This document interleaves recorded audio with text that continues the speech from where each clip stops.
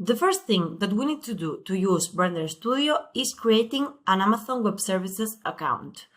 To do that, you can follow the link on the description or just go to brenderstudio.com and reach to the Docs section. Here you'll have to click on Guides, Getting Started, and Creating Amazon Web Services account. Here you'll find the link to sign up, and you just need to click on it. Then you'll need to introduce your email and the name you want for your Amazon account, and click on Verify. Amazon will send to your email a verification code that you need to insert right here. Once you have verified your email, you'll have to introduce a password. Next step would be filling your contact information.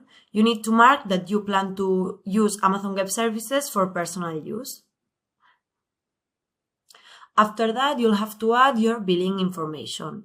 Brender Studio is a free open source software, but Amazon can charge you for the use of their servers. If you want more information, you can check the Cost Explorer on Brender Studio or contact us directly.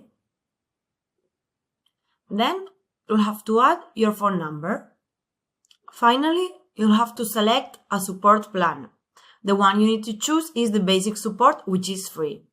After that, you just need to click on Complete Sign Up and the account is ready.